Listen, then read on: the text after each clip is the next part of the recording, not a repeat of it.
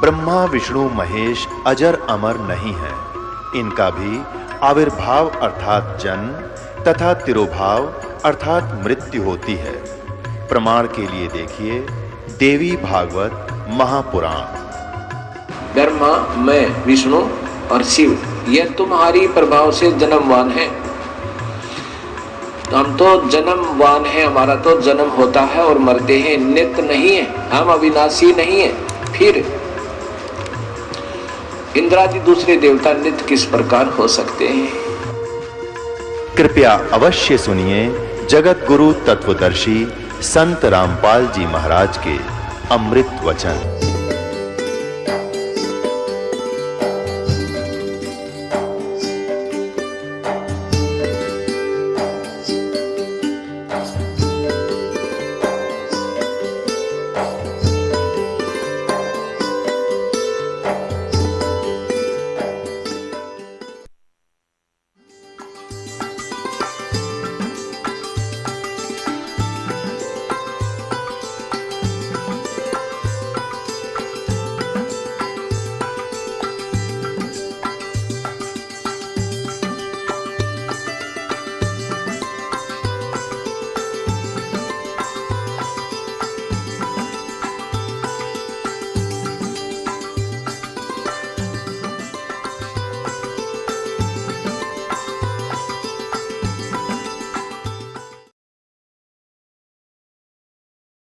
कि वो परमात्मा, वो अल्लाह, वो खुदा, वो रब कबीर परमेश्वर है, वो वाहेगुरु, वो कबीर परमेश्वर है। और उसका क्योंकि गुरु ग्रंथ साहब में भी लिखा हुआ है कि पूरे गुरु से गत मत पाइए। उन्होंने बोला है कि पूर्ण गुरु बनाइए और वो ये मंत्र देगा, सतनाम देगा वो, और वो वाहेगुरु के बारे में बताएगा। वाणी में आता है कि सतपुरुष जिन जानिया और सतगुरु तिसका नाम। जो ये व्यास वाले हैं, सरसे वाले हैं, निरंकारी वाले हैं, इनके मैं पहले सत्संग सुनता था, वो ये नहीं बता पाए जैसा वाणी में बताया गया हुआ है कि सतपुरुष जिन जानिया सतगुरु तिसका नाम। वो आज तक यही नहीं बता सके कि वो सतपुरुष है कौन, वो सतपुरुष है कौन, वो वाहेगुरु है कौन जो गुरु नानक देव जी को मिले वेई नदी पे मिले। और उन्होंने ये भी नहीं बता पाए कि वो परमात्मा कैसे मिलता है और किन मंत्रों से मिलता है। जो वो 5 नाम दिए, जो घट रामायण है उसमें लिखा हुआ है कि ये 5 नाम जो थे वो काल के थे। और जो स्वामी शिव दयाल जी हैं वो मरने के बाद, उनकी किताब में ही लिखा हुआ कि मरने के बाद प्रेत बने और अपनी शिष्या बुक्की में बोले और हुक्का पीते थे। जब वो इतनी उनकी बुरी हालत हुई, हुक्का तक पीते थे और प्रेत बने और अपनी शिष्या में आके बोले, कहाँ तो उनको सचखंड में जाना चाहिए था और कहाँ वो अपनी शिष्या में बोल रहे थे। तो ये अब सवे ही इसका निष्कर्ष लें कि वो क्या है संत, और उनको यही नहीं पता कि परमात्मा है कौन। अगर उनको कभी परमात्मा मिले होते तब तो उनको पता होता। परमात्मा तो संत रामपाल जी महाराज हैं, पूरे गुरु हैं, उनकी शरण में आइए। उनके क्योंकि गुरु ग्रंथ साहब में आता है, गुरु का दर्शन देख देख जीवा, गुरु के चरण तोए तोए पीवा। इनके आके चरण धो लो, चरणों की धूल पी लो। जो भी संत हैं, मैं उनको यही कहना चाहता हूँ, जो भी संत हैं और उनके अनुयायी हैं, इनकी शरण में आ जाइए। आपका तभी छुटकारा होगा, नहीं तो आप 84 लाख जूनियर से छूट नहीं पाएंगे। क्योंकि आपके स्वामी शिव दयाल जी का जब ये हाल हुआ है तो आप ये समझ लीजिए, आप मान बड़ाई में ना आके ये समझ लीजिए कि मैं तो उस परमात्मा का कुत्ता हूँ, मैं तो उसका परमात्मा का दास हूँ। और परमात्मा जो है संत रामपाल जी महाराज हैं, वो उन्हीं का अवतार आए हुए हैं। भक्त समाज को क्या संदेश देना चाहते हैं आप? भक्त समाज को मैं यही संदेश देना चाहता हूँ कि आप जल्द से जल्द आके इस ज्ञान को समझिए। साधना टीवी पे सत्संग शुरू होता है रात को, वो देखिए। और ज्ञान चर्चा एक प्रोग्राम चला हुआ है साधना चैनल पे, 7:30 पे चलता है, शनिवार और रविवार को, वो देखिए। और आप परमात्मा की शरण में आइए, ये परमात्मा है। अगर आप नहीं आ सके तो ये जन्म जो है आपके हाथ से छूट जाएगा। परमात्मा की वाणी कहती है कि मानुष जन्म पाए के जो ना रटे हरि नाम, जैसे कुआं जल बिना बनवाया क्या काम। अगर आप परमात्मा की शरण में आइए और अपन लाभ उठाइए। जी धन्यवाद आपका बहुत बहुत। अब जानते हैं पवित्र हिंदू धर्म के आदरणीय सर्वशीर्ष शंकराचार्य के विचार। जी हमने सुना है चारों वेदों वाला ज्ञान ही श्रीमद् भगवत गीता में संक्षिप्त करके कहा गया है। क्या आप इस बात से सहमत हैं और क्यों? ऐसा है कि श्लोक है, सर्वोपनिषदो गावो दुग्धा गोपाल नंदना पार्थो वत्स सुधीर भोक्ता दुग्धम गीतामृतम महत्। समस्त उपनिषद गऊ हैं और उनको दोहने वाले भगवान श्री कृष्ण हैं, अर्जुन बछड़ा है और गीता अमृत दूध है। उत्तम और अनुत्तम में क्या अंतर है? उत्तम कहते हैं जो श्रेष्ठ हो और अनुत्तम उसको कहते हैं जिससे श्रेष्ठ कोई ना हो। गीता अध्याय 7 श्लोक 18 में गीता बोलने वाला भगवान अपनी साधना को अनुत्तम क्यों कह रहे हैं?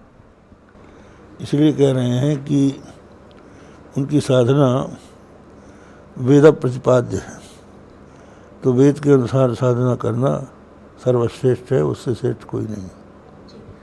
जी महाराज जी, मेरा अगला सवाल ये है कि गीता ज्ञान दाता गीता अध्याय 18 श्लोक 62 में अपने से किसी अन्य परमेश्वर की शरण में जाने को कह रहा है, वो परमेश्वर कौन है? कहाँ पर क्या कहा है? गीता ज्ञान दाता गीता अध्याय 18 श्लोक 62 में।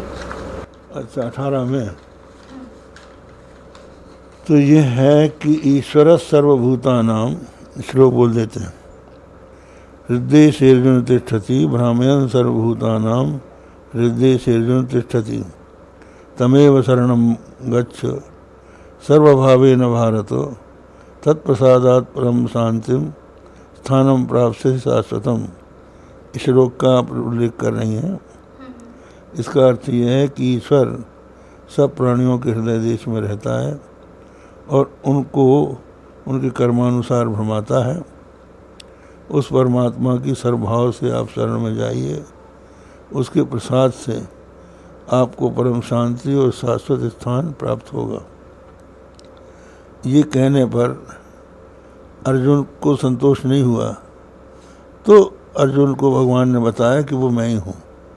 सर्वधर्मान परित्यज्य मामेकं शरणं व्रज।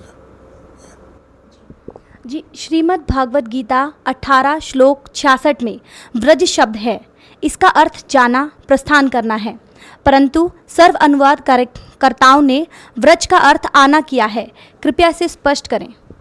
ऐसा है, ब्रज घतौ धातु है, तो ब्रज घतौ धातु के इसमें आता है गति अर्थक है। ये गति के 4 अर्थ होते हैं, गति गमन, गति ज्ञान, गति मोक्ष, गति प्राप्ति। तो यहाँ पर जो गत्यर्थक ब्रज धातु है उसके लोट लकार के मध्यम पुरुष के एक वचन में ब्रज बनता है। तो ब्रज का अर्थ है अवगच्छ, अर्थात मुझको जान। नैनम अविदितो देवो भुनक्ति। ये सिद्धांत है कि जब तक परमात्मा को नहीं जान लेता तब तक परमात्मा उसकी रक्षा नहीं कर सकता, इसलिए तुम उस परमात्मा को जानो।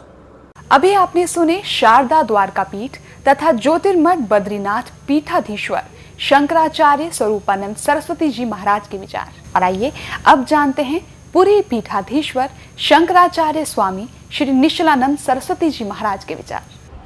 शंकराचार्य जी, हमने सुना है कि चारों वेद वाला ज्ञान ही श्रीमद् भगवत गीता में संक्षिप्त करके कहा गया है, क्या आप सहमत हैं?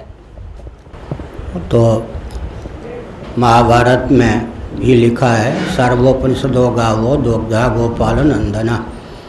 वेदों का तात्पर्य, वेदों का जो शिरोभाग उपनिषद है उसमें सन्निहित है। उपनिषदों का मंथन करके श्रीमद् भगवत गीता की अभिव्यक्ति हुई है। तो शंकराचार्य जी, उत्तम और अनुत्तम में क्या अंतर है? अच्छा, यह गीता में आया है अनुत्तम, मतलब जिसके समान और कोई उत्तम ना हो, उत्कर्ष उत्कृष्ट कर और द्योतक।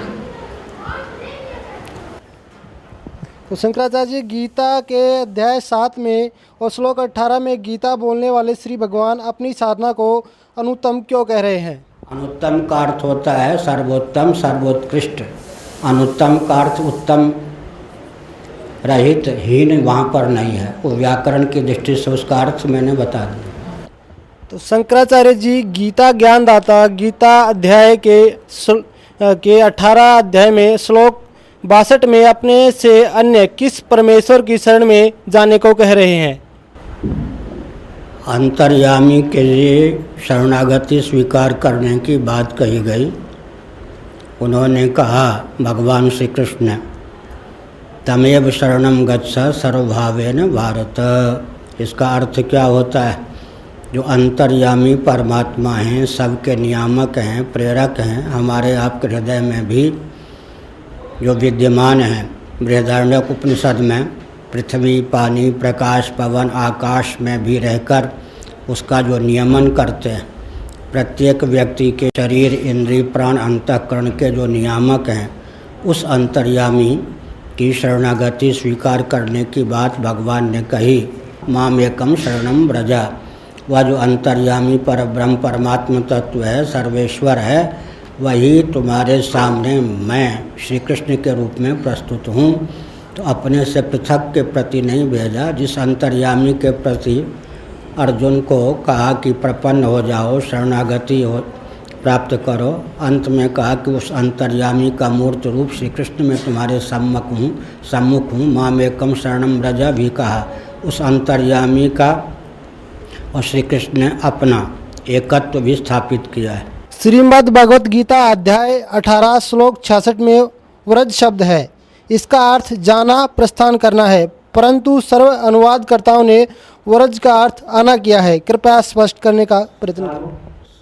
प्रश्न जिन्होंने बनाया है उन्होंने अपने स्तर से बताया कि सभी अनुवाद करने वालों ने ज्ञान के अतिरिक्त अर्थ किया है। ऐसी बात नहीं है।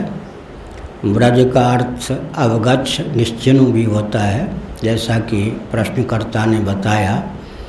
तो भगवत पाद शंकराचार्य जैसे मनीषियों ने, धर्म सम्राट स्वामी करपात्री जी महान भाव जैसे मनीषियों ने उसका अर्थ यही किया है कि जैसे जल तरंग अपने को जल रूप समझ ले, घटाकाश अपने आप को महाकाश रूप समझ ले, और जैसे जलचंद्र अपने आप को नभचंद्र समझ ले, उसी प्रकार तुम देहेंद्रीय प्राणांतकरण के अनुरूप अपनी आत्ममान्यता का परित्याग करके ब्रह्मानुरूप अपने आप को समझो, जानो, निश्चिनु, अवगच्छ।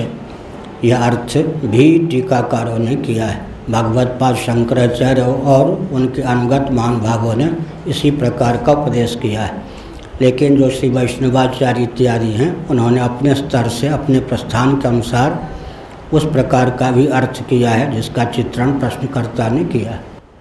अभी आपने सुने आदरणीय पुरी पीठाधीश्वर शंकराचार्य स्वामी श्री निश्चलानंद सरस्वती जी महाराज के विचार। और आइए अब जानते हैं आदरणीय श्री माधवाचार्य महाराज जी के विचार। हमने सुना है कि चारों वेद वाला ज्ञान ही श्रीमद् भागवत गीता में संक्षिप्त करके कहा गया है। सबका साथ साथ कहा गया है, वहाँ सभी चारों वेदों में साथ कहा गया है। उत्तम और अनुत्तम में क्या अंतर है? क्या अंतर लगता है आपको? जो उत्तम है जो श्रेष्ठ है, अनुत्तम जो उससे कम है वो अनुत्तम। गीता जी अध्याय 7 श्लोक 18 में गीता बोलने वाला भगवान अपनी साधना को अनुत्तम क्यों कह रहा है? अपने साधना को अनुत्तम तो नहीं कहा, साधना को अनुत्तम नहीं कहा गया, साधना तो उत्तम ही है।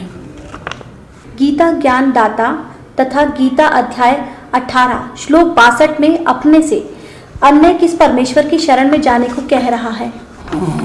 तो अपने से अन्य ही होता है। वहाँ जो उपासना में जहाँ देवता की उपासना होती है वो अपने से अन्य होता है, तो उसके उनके शरण में जाने की बात ठीक तो है। अभी आपने सुने आदरणीय श्री माधवाचार्य महाराज के विचार। और आइए अब जानते हैं श्रृंगेरी पीठाधीश्वर श्री भारती तीर्थ जी महाराज के विचार।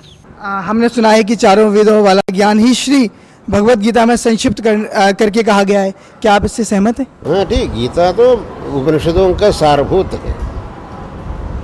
उत्तम और अनुत्तम में क्या अंतर है? जो उत्तम है वो तो हमेशा सच्चे चरित्र वाला होता है, सत चरित्र वाला होता है। अनुत्तम जो है उससे विपरीत होता है अनुत्तम, जिसका चरित्र सही नहीं वही अनुत्तम है। गीता जी अध्याय 7 श्लोक 18 में गीता बोलने वाला भगवान अपनी साधना को अनुत्तम क्यों कह रहा है? अपनी साधना, अनुत्तम शब्द का अर्थ आप समझे नहीं। वहाँ अनुत्तम शब्द का अर्थ है जिससे उत्तम नहीं हो वो। सामान्य रूप से अनुत्तम शब्द का अर्थ उत्तम से भिन्न। वहाँ का अनुत्तम शब्द का अर्थ है जिससे उत्तम और कोई नहीं हो वो है। इसलिए वहाँ अनुत्तम शब्द का अर्थ है सर्वोत्कृष्ट। गीता ज्ञानदाता गीता अध्याय 18 श्लोक 62 में अपने से अन्य किस परमेश्वर की शरण में जाने के लिए कह रहा है? अपने से अन्य कोई नहीं। भगवान वहाँ तो कहा, लेकिन भगवान ने कहा मत्तः परतरम नान्यत् किंचिदस्ति धनंजय, मुझसे परे और कुछ भी नहीं, ऐसे कहा थे ना। इसीलिए वो ईश्वर भी वही भगवान ही है। श्रीमद् भगवद गीता अध्याय 18 श्लोक के 66 में ब्रज शब्द है, ब्रज शब्द है जी। इसका अर्थ जाना अर्थात प्रस्थान करना है, परंतु अनुवादकर्ताओं ने ब्रज का अर्थ आना किया है। कृपया स्पष्ट करें। ब्रज का जाना प्रस्थान करना वो तो मामूली अर्थ है, लेकिन संस्कृत के कुछ पदों को वहाँ के संदर्भानुसार अर्थ करना पड़ता है। इसलिए वहाँ के संदर्भानुसार ब्रज, इसका अर्थ जो अनुवादकों ने किया है शरण में आओ, वही तो सही है। अभी आपने सुने पवित्र हिंदू धर्म के आदरणीय सर्वशीर्ष शंकराचार्य के विचार, और आइए अब जानते हैं जगत गुरु तत्वदर्शी संत रामपाल जी महाराज के विचार।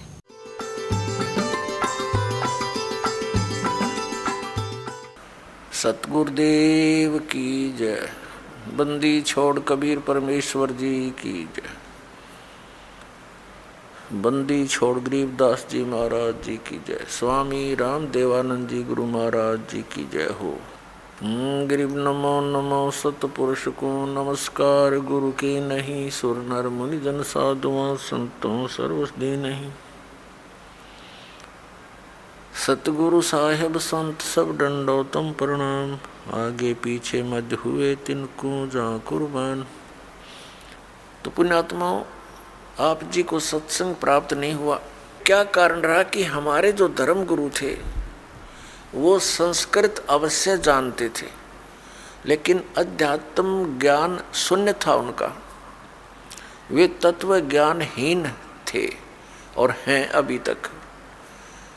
हमारे धर्मगुरु कौन हैं? आचार्य, शंकराचार्य और अन्य मंडलेश्वर, ये सब हमारे धर्मगुरु हैं। तो पुण्यात्माओं, तो ये तो बता दिया परमात्मा ने, गुण तीनों की भक्ति में ये भूल पड़ो संसारे, कह कबीर निज नाम बिना कैसे उतरो पार। निज नाम यानी सतनाम के बिना, उस सच्चे नाम बिना पार कैसे होगे?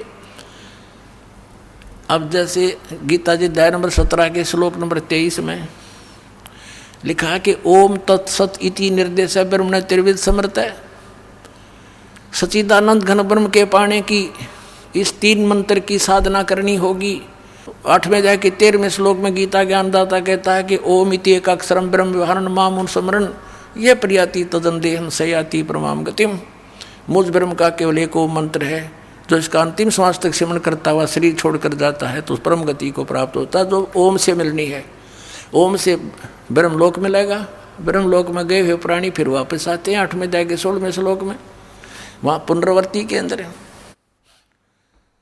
तो उसके पाने के लिए तो केवल एक 3 मंत्र का जाप, इसके अतिरिक्त जो भी जाप करते हैं वो शास्त्र विधि को त्याग कर वो मनमाना आचरण है। फिर ऑप्शन छोड़ दिया है कि उस परम अक्षर ब्रह्म की पाने की पूरी complete worship, way of worship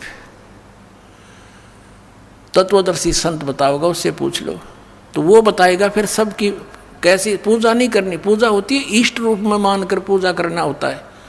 साधना मजदूरी कोई अन्य होता है। अब ये तो हो गया कि तीन देव की जो करते भक्ति उनकी कदे ना हो वह मुक्ति। 600 वर्ष पहले परमेश्वर ने कहा था ये बातें, ये ज्ञान बताया था, और आज इसका समर्थन उन सदग्रंथों ने किया जिनको हम एथेंटिक मानते हैं। तो वो क्या थे जो हमने ज्ञान दिया करते, वो नकली गुरु आज तक मूर्ख बना रहे आपको। अब गीता जी अध्याय नंबर 7 के श्लोक नंबर 16 और 17 और 18 में गीता ज्ञान दाता ब्रह्म अपनी साधना करने वालों की बताता है कौन कौन करते हैं। अर्थार्थी, आर्थ, जिज्ञासु और ज्ञानी। अर्थार्थी, आर्थ, जिज्ञासु इनको रिजेक्ट करता है कि ये भी सही साधना नहीं करते, और ज्ञानी को सिलेक्ट किया है कि ज्ञानी आत्मा होती तो अच्छी है। ज्ञानी वो होता है जिसको पता लगा कि केवल एक परमात्मा की भक्ति करनी चाहिए। वेदों में यही लिखा है कि पूर्ण परमात्मा की भक्ति से पूर्ण मोक्ष होगा। लेकिन ये भूल गए कि वेदों में ये भी लिखा था कि उस पूर्ण परमात्मा की भक्ति वेदों में वर्णित नहीं है, उसको तो तत्वदर्शी संत बताएंगे। लेकिन उन्होंने अपने निष्कर्ष निकाल लिया, यजुर्वेद अध्याय नंबर 40 के मंत्र 15 से ओम नाम सेलेक्ट कर लिया पूर्ण परमात्मा का, जबकि वो 17वें श्लोक में 40वें अध्याय यजुर्वेद के खुद कह रहा है कि मेरा तो ओम ब्रह्म है, ओम मंत्र है बुझ ब्रह्म का, और वो तो परोक्ष है, पूर्ण परमात्मा तो ऊपर। वह इनकी बुद्धि में ना बड़ी बात, क्योंकि गुरु बिन काहू न पाया ज्ञाना, जो थोथा वो छड़े मूड किसाना। गुरु बिन वेद पढ़े जो प्राणी, समझे न सार रहे अज्ञानी। जिस कारण से इन्होंने, इन ज्ञानियों को ये तो पता लग गया ज्ञान उपासना नहीं करनी, तीनों गुणों की पूजा, रजगुण ब्रह्मा सतगुण विष्णु तम गुण शिव जी की भी नहीं करनी चाहिए। तो इन्होंने ये भी ज्ञान हुआ कि मनुष्य जीवन केवल परमात्मा प्राप्ति के लिए मिलता है, इसमें भगवान प्राप्ति साधना भक्ति नहीं हुई तो व्यर्थ है। इनको ज्ञानी कहते हैं। तो इनको तत्वदर्शी संत ना मिलने से गीता ज्ञानदाता कहता है, ये 7वें अध्याय के 18वें श्लोक में, ये ज्ञानी आत्मा है तो अच्छी उदार है, लेकिन ये मेरे वाली अनुत्तम यानी घटिया अश्रेष्ठ गति में सचित हैं। ये मेरे वाली अनुत्तम गति में सचित है। कौन सी गति? 8वें अध्याय के 13वें श्लोक में कहा है कि जो मुझ ब्रह्म के ओम नाम का जाप करते हैं, करता हुआ शरीर छोड़कर जाता है, मुझ ब्रह्म का जाप करता हो जाता हो, वो उसको परम गति होती है। कौन सी? ओम नाम से होने वाली परम गति। वो कहाँ ब्रह्मलोक में जाता है? ब्रह्म 8वें अध्याय के 16वें श्लोक में लिखा गीता जी में, ब्रह्मलोक पर्यंत भी जन्म मृत्यु में आते हैं। और गीता के ज्ञानदाता स्वयं कहता 4थे अध्याय के 5वें श्लोक में, और 9वें श्लोक में, 2 अध्याय के 12वें श्लोक में, 10वें अध्याय के 2 श्लोक में गीता जी में कि तेरे और मेरे बहुत जन्म हो चुके हैं, तो नहीं जानता मैं जानता हूँ। फिर जब तक जन्म मृत्यु है, फिर 18वें अध्याय के 62वें श्लोक में कहा कि तू सर्वभाव से उस परमेश्वर की शरण में जा जिसकी कृपा से तू परम शांति को और सनातन परम धाम को प्राप्त होगा, उसकी कृपा से ही। तो इससे सिद्ध हो गया कि गीता ज्ञानदाता से कोई और है सुप्रीम पावर जिससे पूर्ण मोक्ष होगा। 15वें अध्याय के 4थे श्लोक में कहा कि तत्वदर्शी संत की प्राप्ति के पश्चात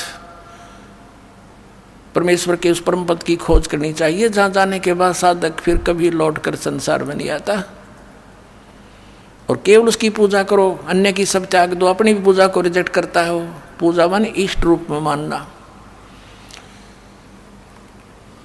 तो यहाँ इन अज्ञानियों से, अनाड़ियों से कोई पूछता है कि गीता जी अध्याय नंबर 7 के श्लोक नंबर 18 में गीता ज्ञानदाता अपनी गति को भी अनुत्तम क्यों बताता है? तो ये कहते हैं उसका अर्थ अनुत्तम नहीं, सर्वश्रेष्ठ मानो, जिससे उत्तम कोई और गति ना हो, जिसको प्राप्त हो जाता है उसके बाद और कुछ जानना शेष रहता, इसलिए इसको अनुत्तम, वो अनुत्तम गति है। मूर्ख बना रहे। 4ठी कक्षा के बालक ने पूछ ले, अगर इससे अधिक अच्छी कोई श्रेष्ठ गति नहीं होती, इनकी बात मान ले, तो ये 18वें अध्याय के 62वें श्लोक में कह रहा है कि उसकी शरण में जा, सर्वभाव से उस परमेश्वर की शरण में जा जिसकी कृपा से तो परम शांति को प्राप्त होगा। 8वें अध्याय के 5 और 7 में गीता ज्ञानदाता अपनी साधना बताता है, मेरी पूजा कर मुझे प्राप्त होगा। और 8, 9, 10 में उस परम अक्षर ब्रह्म की पूजा, पूर्ण परमात्मा की पूजा के लिए कहता, उसके लिए तत्वदर्शी संत खोज ले। चौथे अध्याय के 34वें श्लोक में कहा। तो इन अनाड़ियों ने कह भी पता नहीं गीता जी का। गीता जी में है कितने हरे कृष्ण हरे राम राधे श्याम सीताराम ओम नमः शिवाय फलाना धकड़ा, है कोई मंत्र ऐसा? मूर्ख बना रहे कितने दिनों से हमारे को। अब इसलिए इस गीता ज्ञानदाता ने कहा है कि मेरी साधना में ये लीन ज्ञानी आत्मा अनुत्तम गति में ही सचित रहे। अनुत्तम कैसी? कि जिससे जन्म मृत्यु बार बार होती रहे, वो अनुत्तम है। और जहाँ जाने के बाद फिर लौट कर नहीं आते, वो ब्रह्म साधना से प्राप्त नहीं हो सकती। इन ज्ञानी आत्माओं ने हठ योग किए, ओम नाम का जाप किया, वेदों से प्राप्त करके आन उपासना, किसी देव की पूजा नहीं की।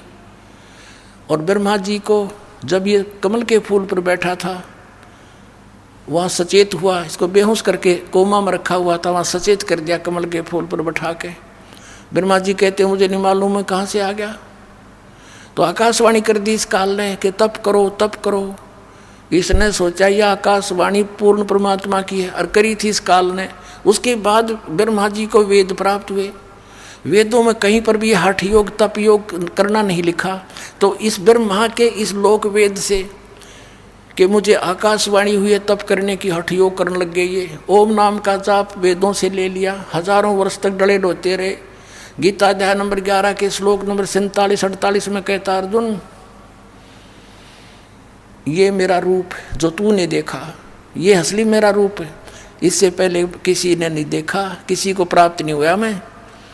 और मेरे इस रूप की प्राप्ति अर्थात मेरी प्राप्ति न वेदों वर्णित विधि से, न तप से, न जप से, न किसी क्रियाओं से कोई नहीं कर सकता। इति सिद्धम कि वेदों में वर्णित विधि ओम नाम से और जो भी साधना क्रिया करते हैं यज्ञों से परमात्मा प्राप्ति नहीं से कुछ अन्य लाभ हो जाते हैं। वो लाभ इन ऋषियों को हो गए, सिद्धियाँ आ गई, एक दूसरे को ऊपर प्रभु पाकी के, किसी को भस्म कर दिया, किसी को जो है ना दुराशीष दे दी, जिस कारण से इनसे डरने लग गए।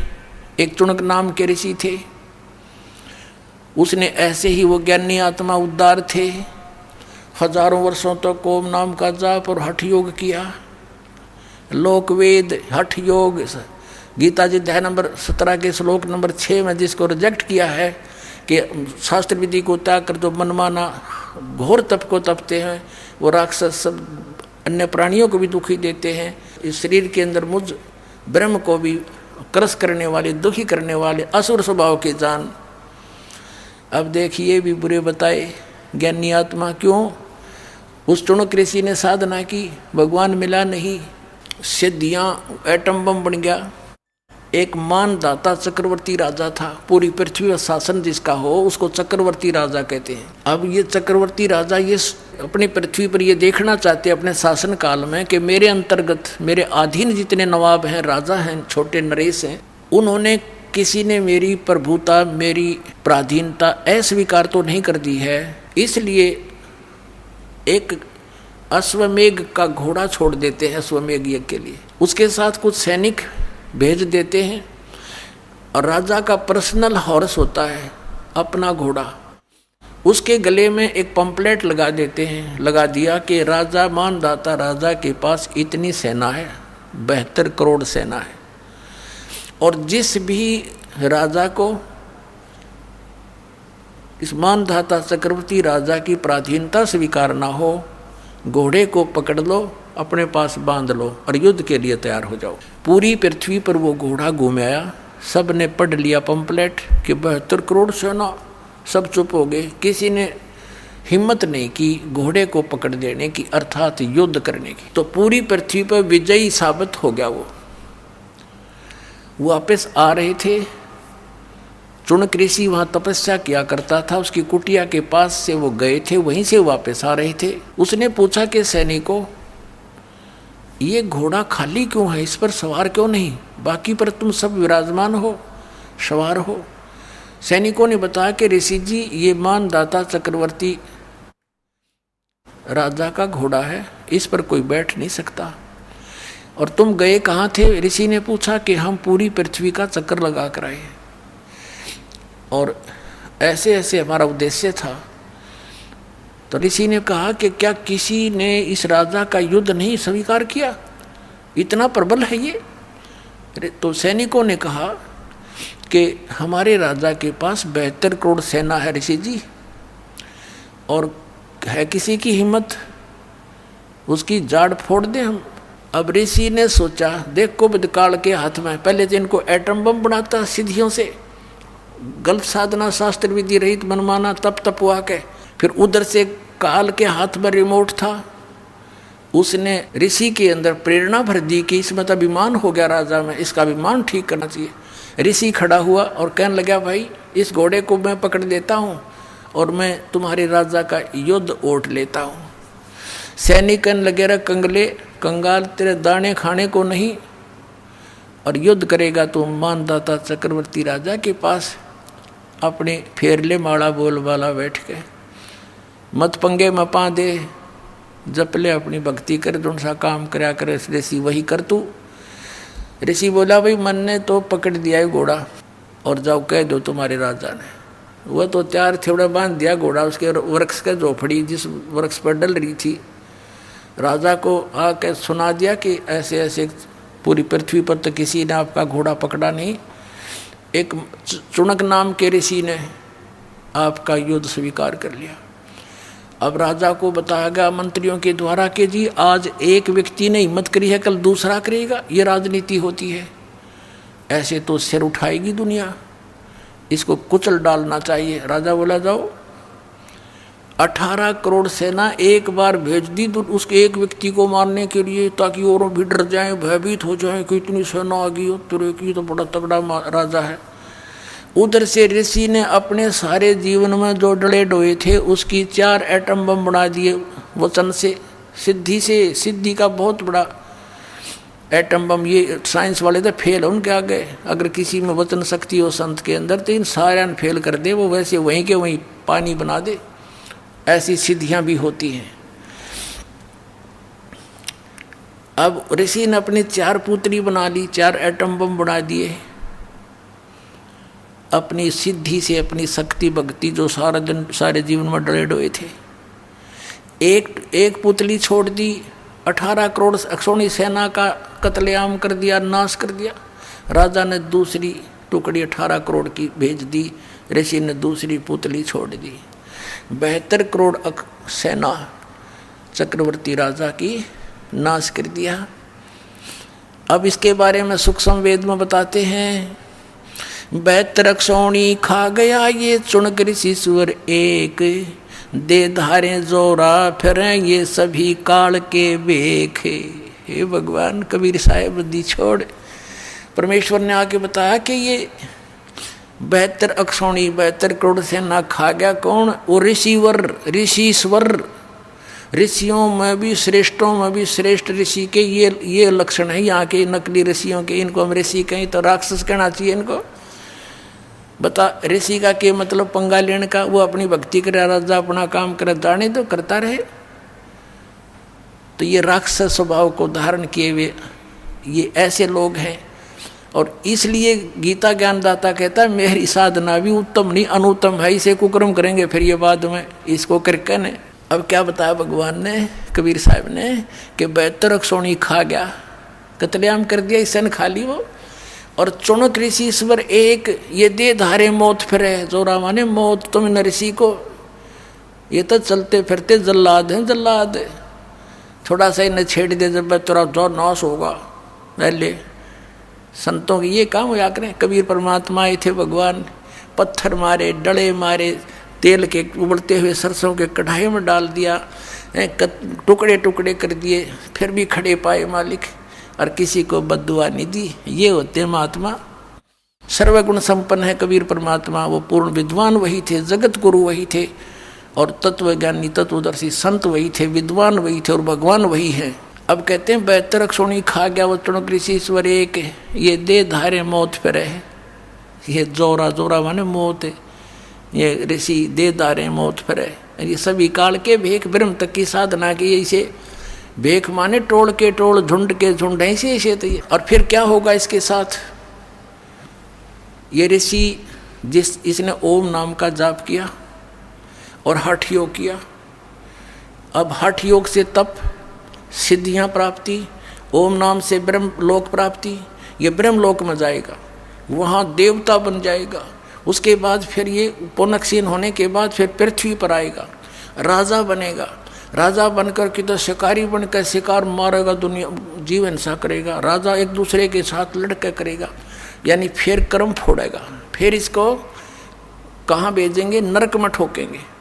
नरक भोग कर फिर पृथ्वी पर आएगा, फिर ये कुत्ता बनेगा, ये चुनक ऋषि। और इसके सिर में कीड़े पड़ेंगे, जख्म। और जितने ये जीव हिंसा करे थे बाणदाता चक्रवर्ती राजा के, वो कीड़े उसको चुन चुन कर खाएंगे। तो इसलिए गीता ज्ञानदाता 7वें अध्याय के 18वें श्लोक में कहता है कि ज्ञानी आत्मा है तो उद्धार। ये चले थे तो परमात्मा प्राप्ति के लिए, लेकिन इनको तत्वदर्शी संत ना मिलने से ये अपने आप निष्कर्ष निकाल कर एक दूसरे से सुना कर और ये समर्पित हो गए मेरे पे। ब्रह्म कहता है काल, और मेरे वाली अनुत्तम गति में सचित रहे, यानी मेरे से जो इस ओम से, मेरी क्रियाओं से, ओम नाम के जाप से जो लाभ मिलना था वही तक गति हुई इनकी। और वो अनुत्तम गति है, अनुत्तम घटिया। अब इस तो बुंडी के घटिया होगी, सारे जीवन डले डोए, और फिर एटम बम बन गया, बबूल का पेड़। आम के स्थान पर संत तो आम के पेड़ होने चाहिए, डले मानो उसको भी फल दे। और ये बबूल मड़ा हाथ ला दे तो गट जाए, उस पर डिगते ये की तरह। इनको ऋषि कहा करते थे हम, परमात्मा ने आंख खोल दी हमारी। तो इसलिए कहा कि है तो अच्छी आत्मा, लेकिन मेरे वाली अनुत्तम घटिया गति में सचित रहे। क्यों? क्योंकि इनको तत्वदर्शी संत ना मिला। इसलिए 18वें अध्याय के 62वें श्लोक में कहा है कि अर्जुन तू सर्वभाव से उस परमेश्वर की शरण में जा, उसकी कृपा से तू परम शांति और सनातन परम धाम को प्राप्त होगा। तो पुण्यात्माओं, परमात्मा ने 600 वर्ष पहले कहा था, 3 देव की जो करते भक्ति उनकी कदे ना होवे मुक्ति। और आज इन सब सदग्रंथों ने समर्थन किया, Kabir is God, Kabir is God. बोलो सतगुरुदेव। परमपिता परमात्मा पूर्ण ब्रह्म सारी सृष्टि के रचनहार कबीर देव जी, कबीर साहिब जी, वो धानक कबीर, दुल्हा कबीर, काशी के अंदर जो एक सिंपल मैन की तरह रहा करते थे। पुण्यात्माओं, समर्थ कभी लोग दिखावा नहीं करते। कबीर साहब कहते हैं, बड़े बड़ाई ना करें और छोटे बहुत एतराएं। बड़ा बड़ाई ना करे, छोटा बहुत एतरावे। और जो प्यादा फर्जी हो वो टेढ़ा मेढ़ा जावे। परमात्मा क्या कहते हैं, जैसे ये कच्चे रास्ते पैदल चलने के खेतों में से बना लिए जाते हैं, वो अस्थायी होते हैं किसी के खेतों में से, तो कहते हो टेढ़ा मेढ़ा चलता है। और जो सही स्थान पर बनाए जाते हैं, कहते हैं वो स्ट्रेट होते हैं, सीधे होते हैं, वो परमानेंट होते हैं। तो इसी प्रकार परमात्मा समर्थ थे, उनको कोई आडंबर करने की कति आवश्यकता नहीं थी। अन्य जिनको हम भगवान माना करते थे, अपने आत्माओं, विशेषकर अपने हिंदू धर्म के अंदर हम जिनको भगवान माना करते थे, वे सभी कोई राज्य पद को प्राप्त थे। विशेषकर हम भगवान श्री राम को, भगवान श्री कृष्ण को, विशेषकर हम इन्हीं को भगवान मानते थे। तो पुण्यात्माओं, जिसके पास यहाँ इस संसार की छोटी मोटी पावर हो, एक SHO है, एक छोटा सा अधिकारी होता है एक छोटे से क्षेत्र का, उसके हाथ में डंडा होता है, दंड देने की कुछ उसके पास पावर्स होती है। वो तो अपने आप ही भगवान है उस क्षेत्र में। कोई मंत्री है, उसके पास पावर है छोटा मोटा राहत देने की, तो वो तो आपका भगवान है, सबको स्वीकार्य है। और पुण्यात्मा एक झोपड़ी में रह के और कपड़ा बुना करते थे,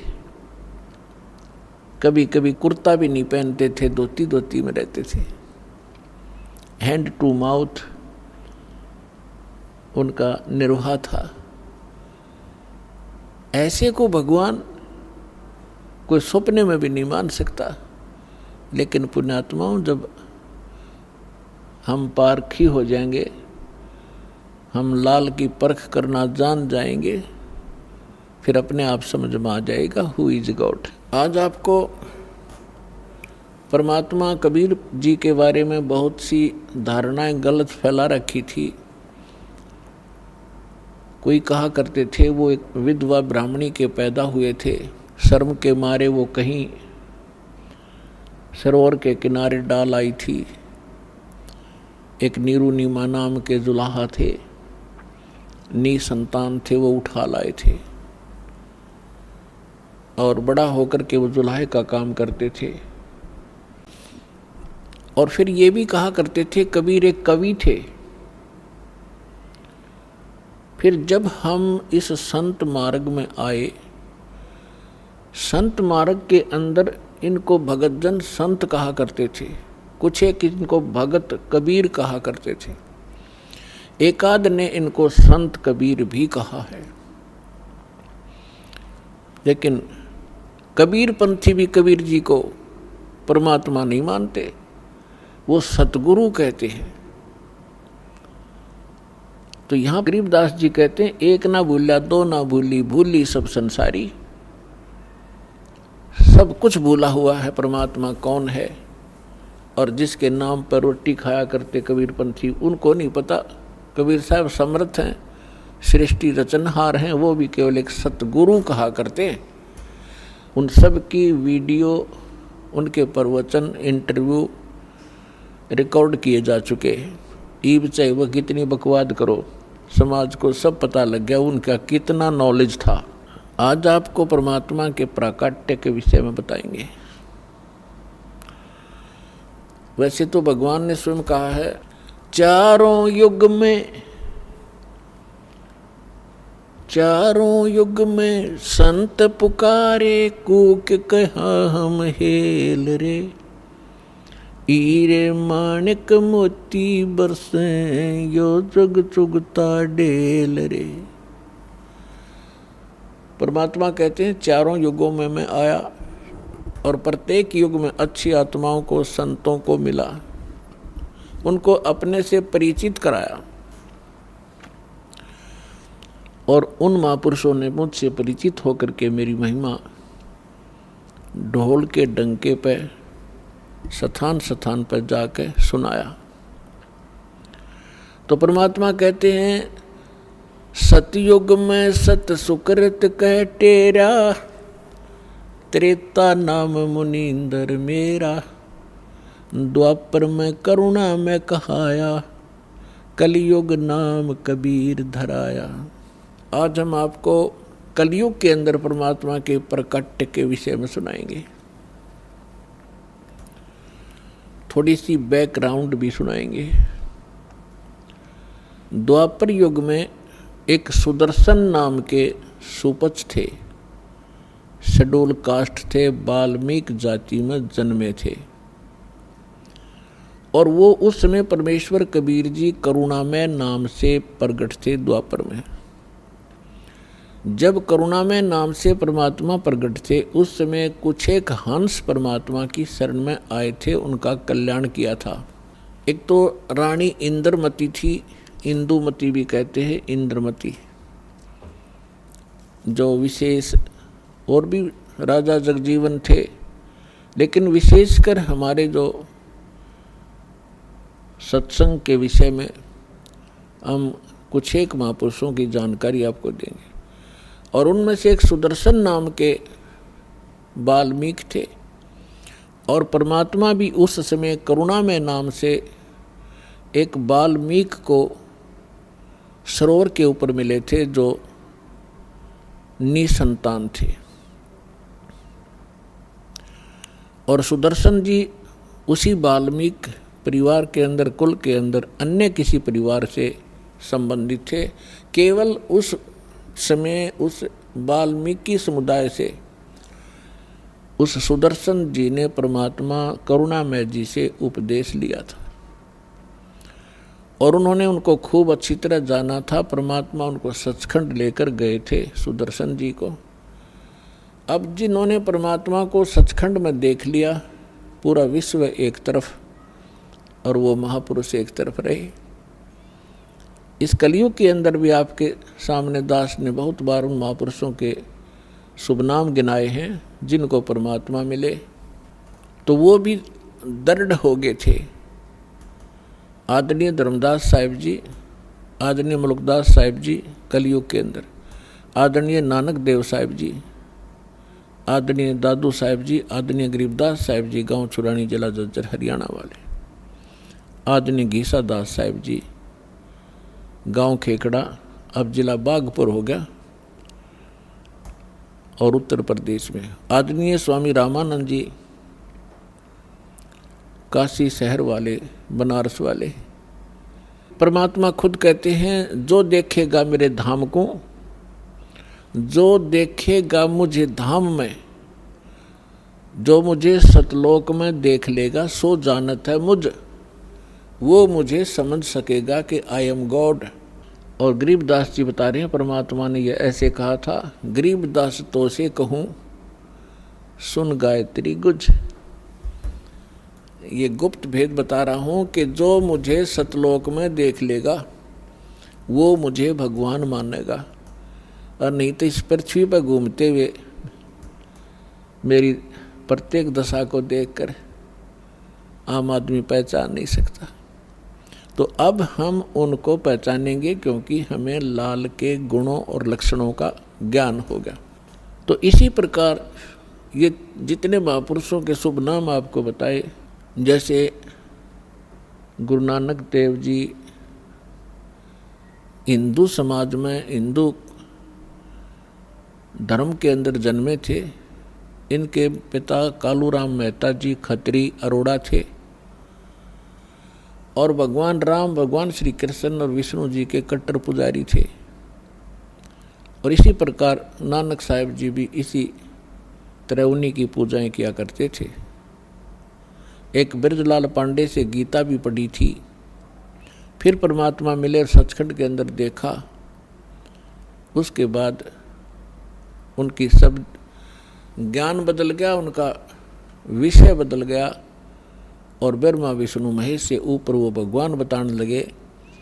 तो घर के अंदर भी विद्रोह कर दिया। उनके पिता ने भी उनको बहुत भला बुरा कहा पंडितों के कहने से कि तेरे ये क्या पैदा हो गया, ये तो रामकृष्ण को भगवान नहीं बताता, इनसे ऊपर कोई और शक्ति बताता है।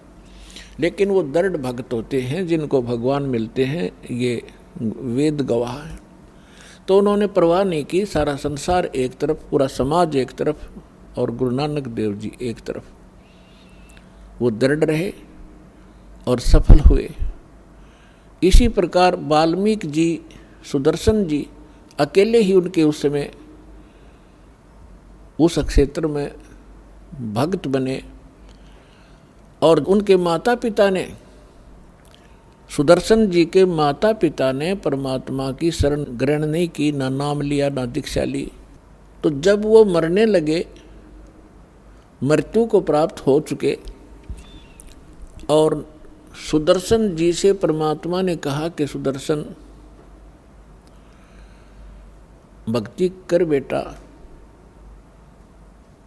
और तुझे सतलोक ले चलता हूँ। तेरे मन में कोई इच्छा हो वो बता दे, यदि तेरे मन में कोई इच्छा इस लोक की शेष है तो बेटा पार नहीं होगा। इसलिए मैं तेरी वो इच्छा पहले ही पूर्ण कर दूं ताकि वो तेरे गले का झाड़ ना बन जा। तब सुदर्शन जी ने कहा कि भगवान आप तो अंतर्यामी हैं, आपने ज्ञान ऐसा दे दिया, ये यहाँ का सोना, ये स्वर्ण मुझे मिट्टी दिखाई देता है। यहाँ का राज आपने बता दिया कि इंद्र दा राज कागदा बेस्टा अरना भोगा इंद्राणी नू। इंद्र स्वर्ग के राजा, स्वर्ग का राज भी हमारे लिए आपके ज्ञान से पता लग गया कि काग की बीट है, योद्ध लैस अपना जीवन नाश करना है। तो हे भगवान, दास का कोई इच्छा नहीं, लेकिन एक मलाल बना हुआ है हृदय में। मेरे माता पिता बड़े नेक थे और दुर्भाग्य रहा उनका कि उन्होंने आपकी शरण ग्रहण नहीं की। मुझे एक बात कचोट रही है कि ना जाने वो किस योनि में, किस जीव के, किस प्राणी के शरीर में कष्ट भोग रहे होंगे। और उन्होंने मुझे पाला पोसा, जन्म दिया, उनके प्रति थोड़ी सी ये चिंता बन रही है, टेंशन बन गई, और कोई इच्छा नहीं। तो परमात्मा बोले, बेटा यह भी कमजोरी है। कमजोरी यानी जैसे राम नाम की गाड़ी को एक पंचर हुआ बतेरा, कोई से टायर में हो जाओ, बस खड़ी होगी, फिर फायदा क्या हुआ? जो क्या बस एक पंचर हो रहा, बाकी गाड़ी होके खाक होके है, जो पंचर लग गया जब बचा लगे आगे ने। तो परमात्मा समझिए कि यह भी वीकनेस है तेरे अंदर, बेशक कितना औपचारिकता कर रहा है बेटा।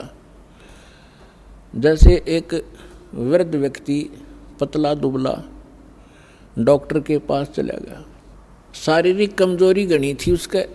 डॉक्टर से कहा, डॉक्टर साहब मेरे सिर में दर्द रहता है। डॉक्टर ने देख लिया वृद्ध आदमी है, कमजोरी गणी है, वीकनेस है, शारीरिक वीकनेस है, कमजोरी है। कहा जी आपका वीकनेस है, कमजोरी है। तो वो कहने लगा, जी मैं खड़ा होता हूँ तब चक्कर आते हैं। डॉक्टर बोला, बाबा कमजोरी के लक्षण है, कमजोरी है। मेरी पिंडली भड़कती रहती है, पिंडी दर्द रहता है। डॉक्टर बोला कमजोरी है। तो इस बात पर वृद्ध ने बोला, डॉक्टर है तो गम चक्कर है, एक का बात जाने है, कमजोरी है, कमजोरी है, कुछ और भी बतावेगा। गुस्सा हो गए वृद्ध। तो डॉक्टर बोला, बाबा यह भी कमजोरी के लक्षण है, कमजोर आदमी ने गुस्सा आया करे। तो इसी प्रकार परमात्मा ने बताया कि सुदर्शन जी बेटा यह भी कमजोरी है तेरी, तुझे यहाँ रखने के लिए ये पर्याप्त है। जहाँ आशा ता बासा होई, मन कर्म वचन सुमरियो सोई। अब परमात्मा ने सोचा, अब यो बेशक बात बनावे पर फंस गया माँ बाप के ममता में। ये मोह की बेड़ी ऐसी है, दिखाई नहीं देती, और बांध के जोड़ के डाल रखा अपने को यहाँ पर। यह ममता ऐसी खतरनाक है। अब परमात्मा ने से उसने अर्ज की परमात्मा कबीर जी से, करुणामय जी से कि हे सतगुरु, मेरे माता पिता को कभी मानव शरीर मिले, उनको शरण में लेना मेरे मालिक, मेरी आत्मा संतोष पावेगी। परमात्मा बोले, बेटा तू चिंता ना करे, मैं वचन देता हूँ तेरे को, मैं वचन देता हूँ तेरे माता पिता को मैं पार करके छोड़ूंगा। मुझे कितने जन्म लाग जिए उनको निकालने में, तू निश्चिंत रहे। तब सुदर्शन जी को संतोष हुआ और तब वो यहाँ से पीछा छूटा उसका। अब उसके माता पिता उस समय तो वो वाल्मीकि घर में जन्मे थे, नेक्स्ट जीवन उनका ब्राह्मण के घर में हुआ, और दोनों का फिर पति पत्नी का संयोग हुआ। वो निसंतान थे, वो उनको संतान नहीं थी। परमेश्वर उनको 2.5-3 वर्ष के बच्चे के रूप में मिले, लेकिन वो उनको घर ले आए, सब जगह आसपास सबको बताया, किसी का बालक हो, किसी का बालक हो। राज दरबार में भी उसको दिखाया कि ये बच्चा हमें यहाँ मिला, कोई माता पिता बताता नहीं है। तो राजा ने भी कहा कि तुम रख लो, अपने पास। कोई कभी आएगा, किसी का होगा तो दे देंगे। तो परमात्मा उनके घर रहे, 6 महीने तक उनके पास रहे और परमात्मा उनको कहा करते बैठ के आसन पे कि आओ बच्चों, मेरे से नाम लो, दीक्षा लो, भजन करो, ये 2 दिन का जीवन है। तो वो माता पिता उसने धमकाते, तू हमारा दादा पाक गया हैं, हमने बच्चे बोलता है। एक आधी बार उनको खुरका धमका दिया। जब देखा कि ये नहीं मान रहे हैं, अंतर ध्यान हो गए। जब वो अंतर ध्यान हो गए तो उस बच्चे में मोह घना हो गया था। तो सारा जीवन उनका उसी की याद में बीत गया। अगला जन्म उनका फिर ब्राह्मण और ब्राह्मणी का हुआ। काशी के आसपास उनका जन्म हुआ। उसका नाम गौरी शंकर था। वो काशी बनारस में रहता था।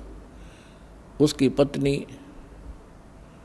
किसी आसपास के गांव में जन्मी। उनका संस्कार संयोग हुआ। तो काशी के अंदर गौरी शंकर, वही सुदर्शन जी के पिताजी गौरी शंकर ब्राह्मण हुए और उनकी माता सरस्वती नाम से गौरी शंकर के साथ पत्नी रूप में रही। गौरी शंकर जी भगवान शंकर के बहुत पुजारी थे और नेक आत्मा थे। पुण्यात्माओं, ये पिछला स्वभाव संस्कार, चाहे किसी मजहब धर्म में जन्म ले इंसान, उसके साथ रहता है। अब वो ब्राह्मण कुल में जन्मे थे और ब्राह्मण काशी के तो तकरीबन उनका व्यवसाय यही था, रोजी रोटी बनाना, दुनिया को बहकाना, जंतर मंतर बताना, श्राद्ध निकलवाना, पिंड भरवाना, अटपट करना। लेकिन उनकी आत्मा नहीं मानती थी। वो केवल भगवान शंकर की महिमा गाते थे, शिव पुराण की कथा सुनाते थे। उस कथा से जो भी पैसा आ जाता था निर्वाह करते थे और शेष बच जाता था उसको भंडारे में लगा देते थे, संग्रह नहीं करते थे।